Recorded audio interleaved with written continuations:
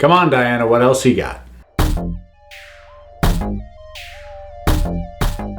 So Wonder Woman is a hit. It is officially, undeniably a hit.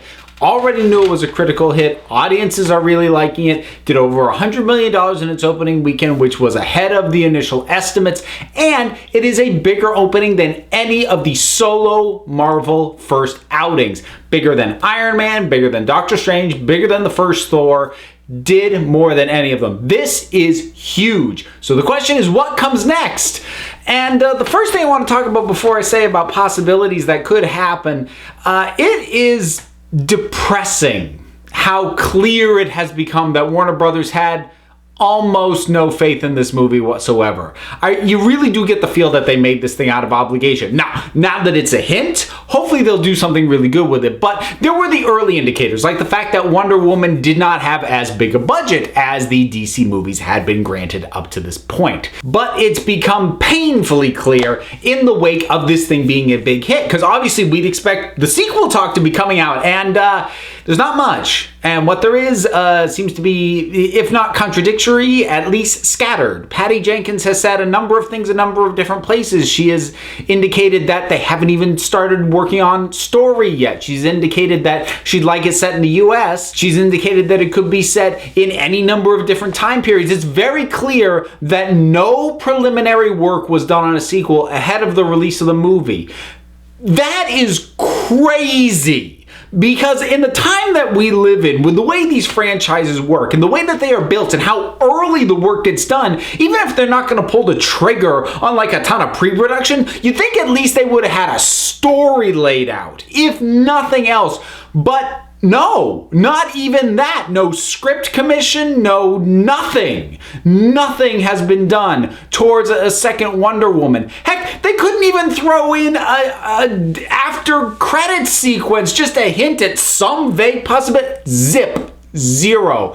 Warner Brothers, I'm not going to say they expected this to fail, but they certainly were not prepared to commit any resources, time, or money towards the expectation of there being a sequel. Now, Warner Brothers didn't, sabotage this and obviously didn't want it to fail, but it is very clear at this point they were not banking on it succeeding. So moving on from that, the question becomes now, what actually do we do with the sequel? Because, we're going to get one. There's no way that they can justify not giving her a proper sequel. And there are, frankly, a lot of possibilities. There is a whole swath of time between when this movie came out and when BVS came out that you can have her have any kind of adventure set in there. Now I know some people are going to go, oh, but you said she abandoned man's world and all this. So we obviously had the implication in BVS that between whatever her origin film was, that which we've now gotten to see, and BVS, that she was inactive. Now they can claim that all they want, but you know what? That is a big wide canvas for them to play with. And I think it's in their interest to worry less about contradicting that than just taking advantage of what there is. So they can set a follow-up to Wonder Woman in any time period between World War I and Batman v Superman, or they can even go past that and go after. It sounds like Patty Jenkins is more interested in moving along the timeline as opposed to jumping right to modern day. And there's certainly a lot to be done there. There is potentially setting her up for World War II, which is the point at which the character was actually introduced in reality, because that is the war that she participates in, much like when Captain America was introduced.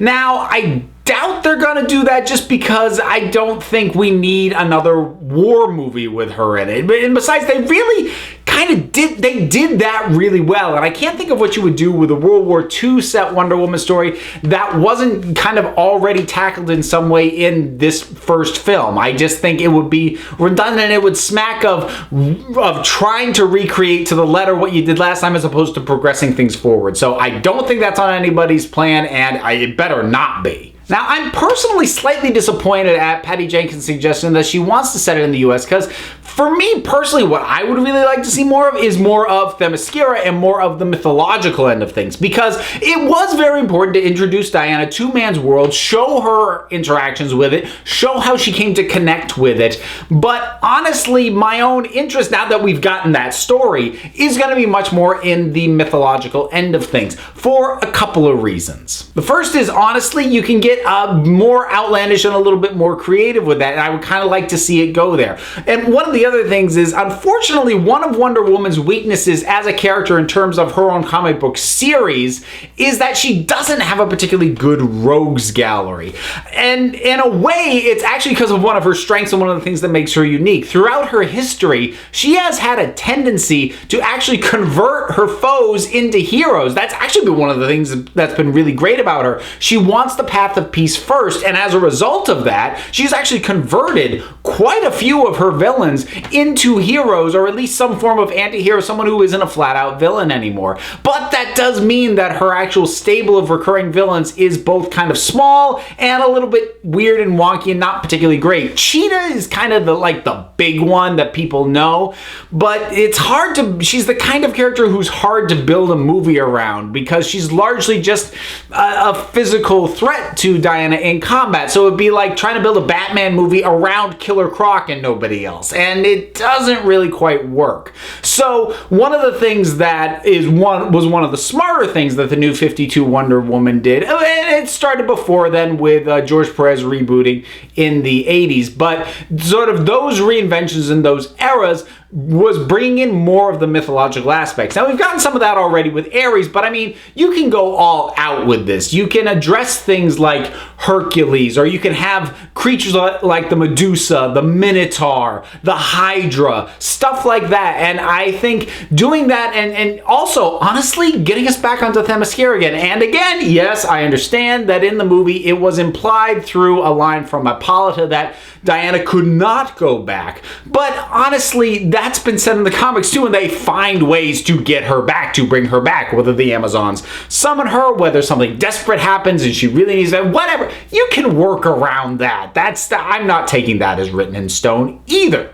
But I think some sort of direct threat to Themyscira that is more mythological in nature would be a nice way to kind of scale things up, because I would like to think that since this movie has been such a big hit, Warner Brothers would be willing to put some more money behind the follow-up, because as much as I did enjoy Wonder Woman, and actually I've seen it a second time now, and I liked it more the second time than I liked it the first time even, but I would like to see a follow-up have more money put behind it, because the effects are not the best. I cited the green screen before, but even besides from that, some of the sort of digital body doubles, you know, it's a little bit Matrix Reloaded at times. But again, they're not atrocious effects, but they're not quite up to par from what we usually expect, especially from DC, who has thrown a lot of money at the other movies in their franchises up to this point. So if they're willing to spend a bit more money, we could really get some very cool stuff, and I would like to see that. Now, the one thing I would say about that is, even though I want to see that at some point, that doesn't have to be the immediate follow-up sequel, because she can go back to Themyscira any time. That doesn't need a period setting. You could do that as her quote-unquote modern-day setting. So it's not necessary to actually have that be the immediate follow-up if Patty Jenkins wants to play with her in time periods a little bit more. Exactly where you go with that, I don't know off the top of my head, because I'm not quite as steeped in Wonder Woman's history as others. One thing that I would honestly suggest tackling, and I know people who know Wonder Woman a little bit better than me are going to cringe on this, but stick with me. There was a period in which she was depowered, and this was generally called the Wonder Woman mod era, and this is not well-regarded material at all. But the thing is, it's not so much on the concept, it's on the execution.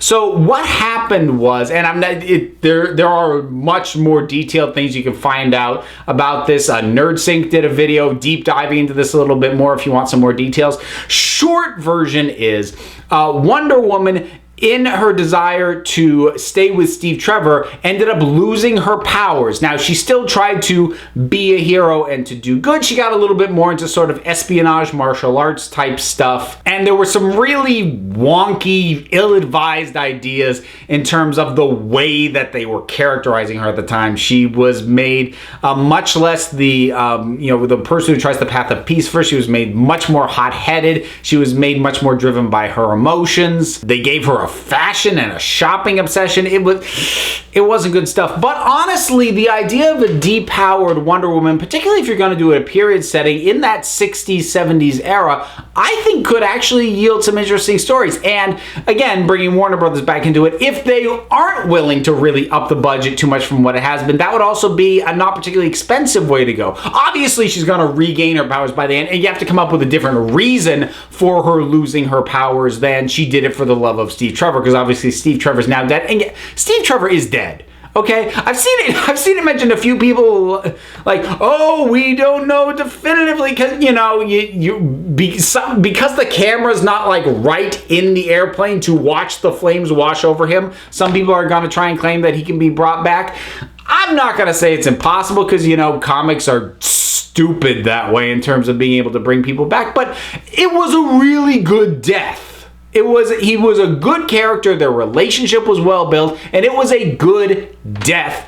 Don't bring that back. Leave him dead.